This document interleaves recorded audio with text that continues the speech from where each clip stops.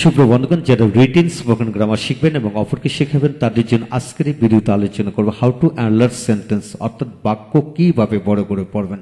হ্যাঁ বন্ধুগণ, এই চ্যাপ্টারে 127টি বাক্য বড় করার পদ্ধতি দেওয়া হয়েছে। সেগুলো যদি আপনারা ভেঙে ভেঙে বুঝে শিখে নেন, ইনশাল্লাহ যে কোনো ধরনের বাক্যকে বড় করতে পারবেন। তাই আমাদের সকল ভিডিওগুলো দেখুন, ইনশাল্লাহ এগিয়ে যাবেন। আজকের এই ভিডিওটি খান মেথড এ complete book of written spoken English grammar এই বই থেকে নেওয়া হয়েছে। এই বইটির উপর ইতিমধ্যে 1000-এর অধিক ভিডিও লেকচার তৈরি করে ফেসবুক, ইউটিউবে দেওয়া হয়েছে। সেগুলো দেখুন, প্রতিটি ভিডিও আপনাদের কাছে আসবে এবং ভালো লাগবে। এখন আসেন, আজকে আমরা 96 নম্বর নিয়মটা নিয়ে আলোচনা করব। তবে কিভাবে পড়বেন, কিভাবে শত শত বাক্যাংশ তৈরি করে পড়া যায় এবং বাক্য তৈরি করে পড়া যায়, সেসব বিষয়টি এখন বুঝে নেন। যেমন এখানে লক্ষ্য করেন, আইনযুক্ত ভার্বের পড়বে মাই, আওয়ার, ইউর, হিজ, হার, দেয়ার, অর্থাৎ প্রনাউন এর পজিটিভ ফর্ম, তারপর এ এন ডি তার মানে আর্টিকেল, তারপর my, our, your, his, any, many, few, some, few, এই ধরনের শব্দ বসিয়ে তারপর শেষে নাউন বসিয়ে বাক্যাংশ তৈরি করে এবং বাক্য তৈরি করে পড়া যায়।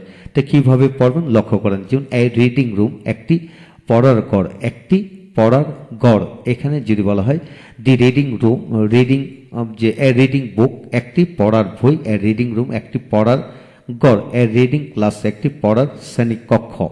তো এখানে আবার দি বসে পড়া যায়, দি রিডিং বুক, পড়ার বইটি, দ্য রিডিং রুম, পড়ার রুমটি, দ্য রিডিং রুম, পড়ার রুমটি। তো এখানে আসুন, টু রিডিং বুকস, অর্থাৎ দুটি পড়ার বই, দুটি পড়ার বই, থ্রি রিডিং বুকস, তিনটি পড়ার বই, সাম রিডিং বুকস, কিছু পড়ার বই, ফিউ রিডিং বুকস, কিছু পড়ার বই, মেনি রিডিং বুকস, অনেক পড়ার বই। হ্যাঁ বন্ধুগণ, এইভাবে আপনারা এনি, মেনি, ফিউ, আবার মাই বসাতে পারেন। মাই রিডিং বুক, আমার পড়ার বই, মাই রিডিং রুম, আমার পড়ার রুম, মাই স্লিপিং বেড, আমার ঘুমানোর বিছানা, মাই স্লিপিং বেড, আমার বিছানা, মাই স্লিপিং রুম, আমার ঘুমানোর কক্ষ।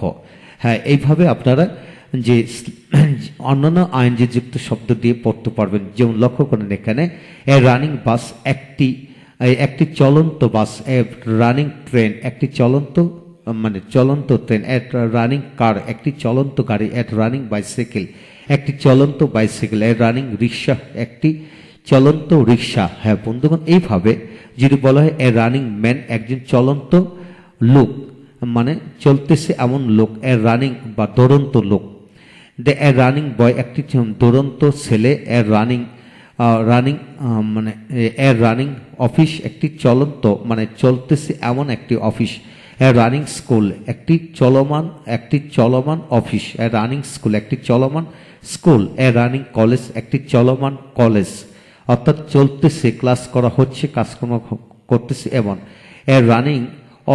এ রানিং ফ্যাক্টরি, একটি চলমান ফ্যাক্টরি, এ রানিং মার্কেট, একটি চলমান বাজার, একটি চলমান বাজার, এ রানিং রোড, একটি চলমান রাস্তা, অর্থাৎ রাস্তা দিয়ে মানুষ চলতেছে এমন কিছু।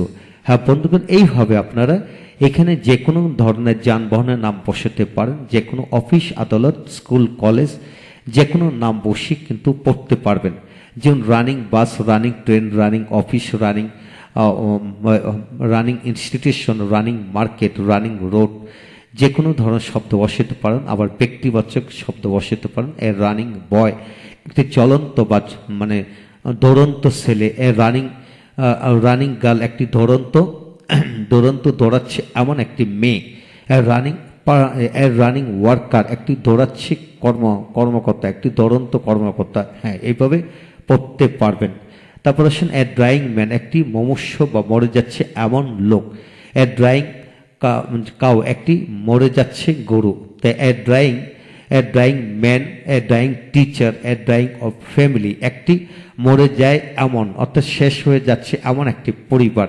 এ ড্রাইং ফ্যাক্টরি, অর্থাৎ একটা ফ্যাক্টরি প্রায় মৃত অবস্থা, অর্থাৎ ফ্যাক্টরি মারা যায়নি, কিন্তু ফ্যাক্টরি অবস্থানটা প্রায় মৃত। তো এইভাবে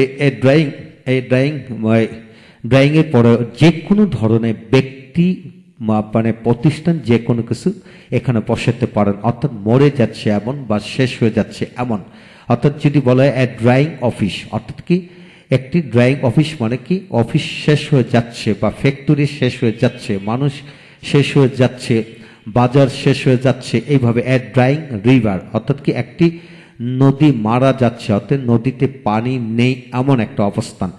ড্রাইং কর্নফিল্ড একটি শস্য, অর্থাৎ মারা যায় যে এমন একটি শস্য ক্ষেত, অর্থাৎ শস্য ক্ষেতে সবকিছু যেন মারা যাচ্ছে এইভাবে। ড্রাইং এনভায়রনমেন্ট অর্থাৎ একটি মৃত অবস্থান, প্রায় এরকম একটি পরিবেশ, অর্থাৎ পরিবেশে একটা ঘোলাটে পরিবেশ, এরকম বোঝানো হলো ড্রাইং দিয়ে। হ্যাঁ, এইভাবে আপনারা পড়তে পারেন। তারপর এ কলেজ রিডিং গার্ল একটি কলেজ পড়ুয়া মেয়ে, একটি কলেজ পড়ুয়া মেয়ে।